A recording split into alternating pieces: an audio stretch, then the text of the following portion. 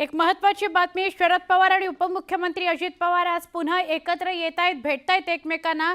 Vasantdada इन्स्टिट्यूटच्या AI संदर्भात बैठक आहे आणि त्यानिमित्त हे दोघे एकमेकांना भेटणार आहेत। शरद पवार आणि अजित पवार याबाबत एकत्र चर्चा करणार आहेत। शिवाजीनगर इथल्या साखर संकुल या ठिकाणी बैठकीचं आयोजन करण्यात आलंय।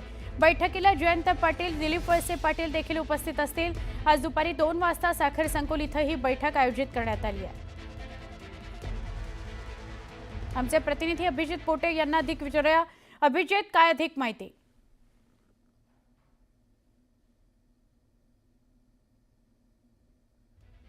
आमचे प्रतिनिधी अभिजित यांच्याशी आपण बोलणार आहोत। मात्र साखर संकुल इथं ही बैठक आयोजित करण्यात आलेली आहे। गेले अनेक दिवस, गेले अनेक महिने आपण बघतोय, अनेकदा शरद पवार आणि उपमुख्यमंत्री अजित पवार यांची एकत्र व्यासपीठावर असेल किंवा बैठकीबाबत एकत्र दृश्य छायाचित्र आपल्याला दिसतात। आमचे प्रतिनिधी अभिजित जोडले गेलेले आहेत। अभिजित, काय अधिक माहिती?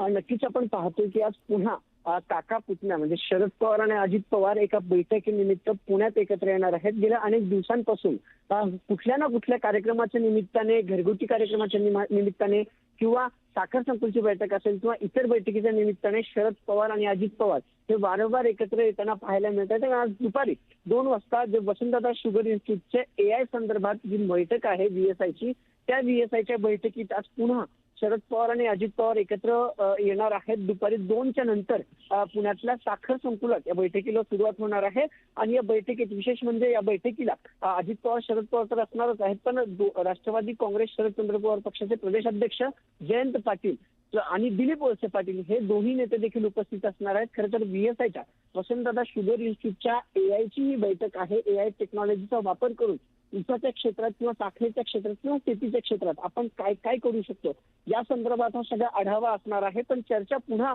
तीच रंगतीये की अजित पवार आणि शरद पवार पुन्हा एकत्र येणार आहेत। काल बारामतीत असताना शरद पवारांना पत्रकारांनी विचारलं की दोन्ही राष्ट्रवादी एकत्र येणार, यावर पुन्हा चर्चा सुरू झाल्या। तर पवारांनी निश्चित असं उत्तर दिलं होतं की याबाबत मला माहिती नाही। दुसरीकडे अनेकदा बोलताना, ऑफ रेकॉर्ड बोलताना शरद पवारांनी असं देखील सांगितलं होतं की आता पुढच्या पिढीने निर्णय घ्यायचे आहेत, सुप्रिया याबाबत निर्णय घेईल, सुप्रिया सुळे याबाबत निर्णय घेतील।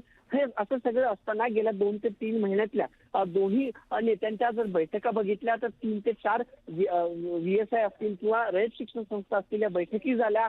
त्यानंतर शरद पवारांचे धाकले चिरंजीव जय पवार यांच्या साखरपुड्यात हे दोन्ही एकत्र आले। त्यानंतर ज्या एआय संदर्भात साखर संकुलला जी पहिली बैठक झाली होती पुण्यात, तिथे देखील हे दोघे एकत्र असलेले पाहायला मिळाले। आणि आज पुन्हा एकदा बैठक आहे।